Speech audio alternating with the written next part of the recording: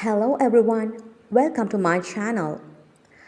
Today's lesson is about simple future tense.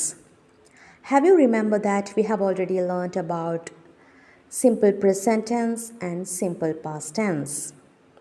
So today let's talk about simple future tense. So first let's see what are the situations that we use simple future tense. This is used to talk about future actions. Okay, எதிர்காலத்தில் நடக்கவிருக்கின்ற விடயங்களை பற்றி பேச நாங்கள் simple future tense use பண்ணுவோம். So இதோட sentence pattern எப்படி இருக்குது என்றதை பார்க்கலாம். முதல்ல subject, then will plus V1 form of the verb. We use will as the helping verb or auxiliary verb in simple future tense. We use will for all the nouns and pronouns. எல்லா nouns மற்றும் pronouns உடனும் நாம் will என்பதனை தான் helping verb-ஆக use பண்ண வேண்டும். Okay, subject, will, we1 form of the verb. Let's see some example sentences. I will write, நான் எழுதுவேன். We will write, நாம் எழுதுவோம். You will write, நீ எழுதுவாய். They will write, அவர்கள் எழுதுவார்கள். He will write, அவன் எழுதுவான். She will write, அவள் எழுதுவாள். It will write, அது எழுதும்.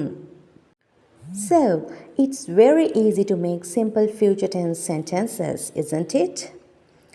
Let's see how to make negative sentences in simple future tense.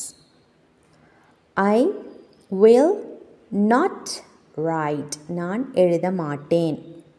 Okay, I will not right tomorrow, நான் நாளை எழுத மாட்டேன். இவ்வாறாக ஃப்யூச்சரில் நடக்கக்கூடிய ஆக்ஷன்ஸை நெகட்டிவாக சொன்னால் நடக்காது என்று சொல்கிறதுக்கு வில்லுடன் நாட் இணை சேர்க்க வேண்டும். வி வில் நாட் கோ, நாங்கள் போக மாட்டோம். ஹீ வில் நாட் ப்ளே, அவன் விளையாட மாட்டான். ஓகே, ஃப்யூச்சர் ஆக்ஷன்ஸ்க்காக நாங்கள் நெகட்டிவில் சொல்வதற்கு வில் நாட் என்று யூஸ் பண்ணுவோம். ஸோ நாங்கள் நிறைய இடங்களில் வில் நாட் என்பதனை கண்ட்ராக்ட் பண்ணி சுருக்கி வாண்ட் என்பதாகத்தான் யூஸ் பண்ணுவோம்.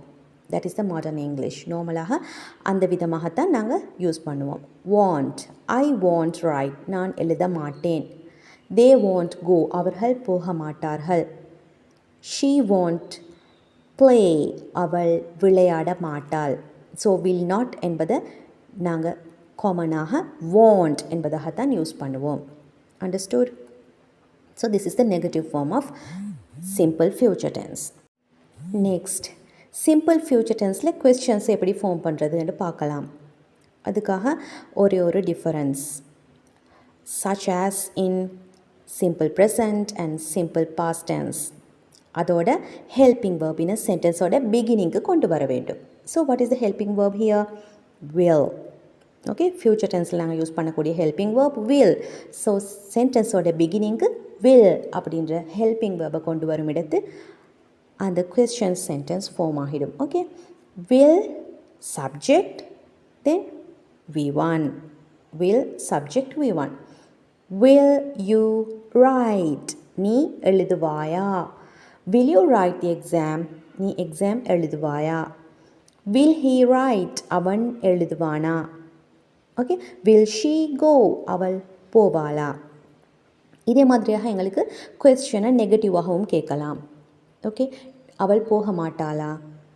நீ எக்ஸாம் எழுத மாட்டாயா? இந்த மாதிரி ஃப்யூச்சர் ஆக்ஷன்ஸை பற்றி நெகட்டிவான கொஸ்டின்ஸை நாங்கள் எப்படி கேட்குறது? Very easy. That is also will not. Okay, அதை கான்ட்ராக்ட் பண்ணி வாண்ட் என்பதாகத்தான் நிறைய இடங்களை நாங்கள் யூஸ் பண்ணுவோம். That is the common way. Okay, will not என்பதை கான்ட்ராக்ட் பண்ணி வாண்ட் என்பதாக யூஸ் பண்ணுவது தான் மோஸ்ட் காமனாக இருக்குது. Okay, so won't she go, அவள் போக மாட்டாளா? ஓகே, வாண்ட் இட் ரெயின், மழை பெய்யாதா? Won't he pass the exam, அவன் எக்ஸாம் பாஸ் பண்ண மாட்டானா? இந்த மாதிரியாக நெகட்டிவாக கொஸ்டினை கேட்கலாம். Understood? So now let's see a recap on simple future tense sentence patterns. First, declarative sentence pattern எப்படி இருக்குமென்று பார்த்தா subject will plus V1. For example, I will go. நான் செல்வேன். Okay, negative sentence pattern subject plus will not or else won't. Won't, then V1 form of the verb. I will not go or else I won't go. நான் போக மாட்டேன். Okay, I won't go. அதே போல் question sentence எப்படி இருக்குமெண்டா will plus subject plus V1. Okay, for example, will you go? நீ செல்வாயா? Okay, அதே போல் negative question, won't you go? Okay, won't subject, then V1 form of the verb. Won't you go? நீ செல்ல மாட்டாயா? Have you got it? So that is very easy to make simple future tense sentences. So if you want to learn English grammar continuously, and if you didn't subscribe my channel yet, do it now and click on the bell icon to get the notifications of all those important videos on English grammar. So let's meet in another session. Until that, take care everyone.